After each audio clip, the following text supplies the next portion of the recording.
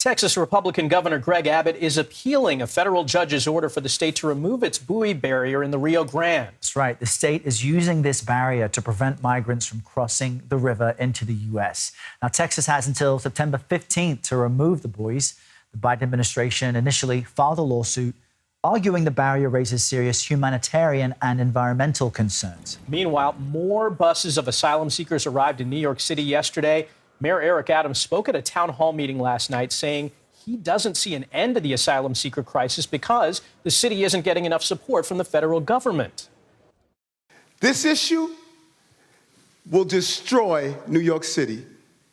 Destroy New York City. Repeating it and making it clear, CBS News immigration reporter Camilo Montoya-Galvez joins us now from our Washington bureau. Camilo, always great to see you. Let's start with the issue here in New York, because just last month, the governor called out the Biden administration for not doing enough. And now you've got the mayor doing the exact same thing, really emphasizing it. So what is the Biden administration doing to help the city, help the state? And why are officials saying it's insufficient? Good afternoon, Errol and Michael. The historic migration crisis along the U.S.-Mexico border is now really on full display in some of America's largest cities, especially in New York, which is housing tens of thousands of migrants, and it is struggling to do so. In response to that intensifying pressure and criticism from local Democrats, the Biden administration has taken some new steps to address this crisis.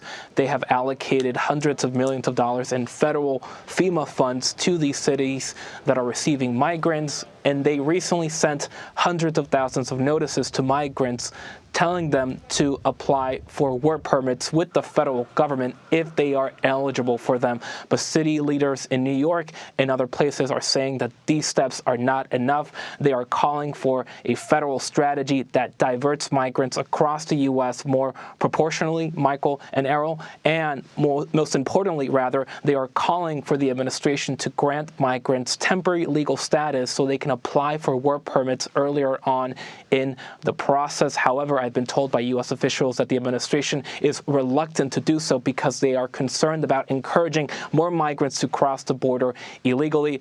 And I think the truth of the matter is that this situation is going to continue to be challenging for these cities as long as the very high levels of migration along the border continue.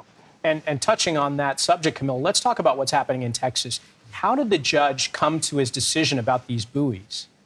This is a significant victory for the Biden administration, Michael, and a setback for Governor Greg Abbott of Texas.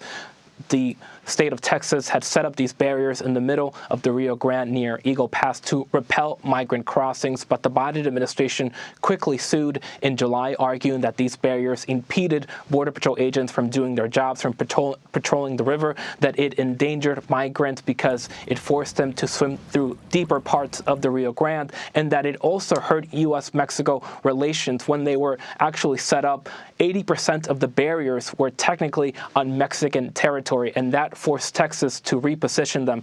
Now, this judge has agreed with the Biden administration's arguments and has required Texas to move the barriers away from the middle of the Rio Grande by September 15th. That is in 9 days. It is also, that ruling is prohibiting the state from setting up similar structures in the future. Camilo Montoya-Galvez, thanks so much for your reporting. Thanks.